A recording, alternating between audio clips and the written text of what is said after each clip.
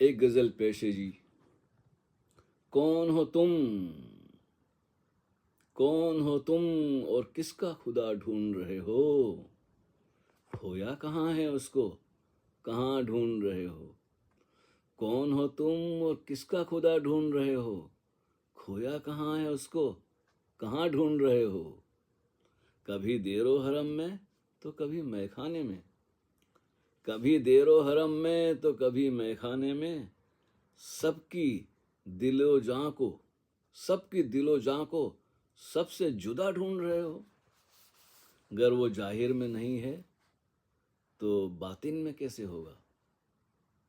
अगर वो जाहिर में नहीं है तो बातिन में कैसे?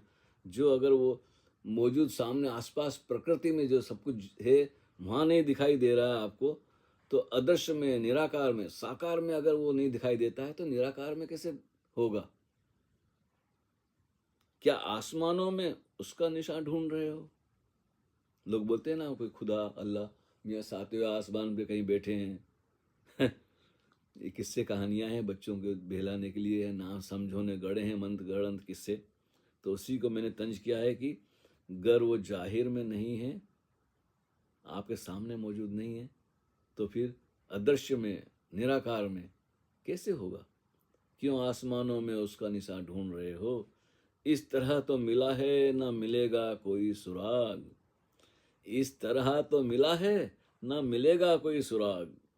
जो लामकां है उसका मकान ढूंढ रहे हो, जिसका कोई ठिकाना नहीं है ही नहीं, वही अस्तित्व, सारा अस्तित्व इकट्ठा एक साथ। हाँ, है ना? समंदर में समंदर को सहारा कौन देगा? बताइए, बात ऐसी है। जो लामकां है उसका मकान ढूंढ रहे हो। अपने बारे में कुछ तहकीकात लाजमी है, अपने बारे में कुछ तहकीकात लाजमी हैं, वरना अंधेरे में अंधेरे का निशान ढूंढ रहे हो। अंधेरे में तुम अंधेरे को ढूंढ रहे हो। भाई बड़ी विचित्र सी है ये जीवन। खुद शनासी के इल्म से तुम आशना नहीं, खुद शनासी बोलते हैं सेल्फ रियलाइजेशन, अपनी पहचान। खुद शनासी के ज्ञान से, इल्म से तुम आशना नहीं, तुम परिचित नहीं हो अपने होने से, अपने वजूद से। हाँ, अपनी बीइंगनेस से आप परिचित नहीं हैं। खुद शनासी के इल्म से तुम आशना नहीं, लफ्ज़ों में लफ्ज़ों का जहां ढूंढ रहे हो।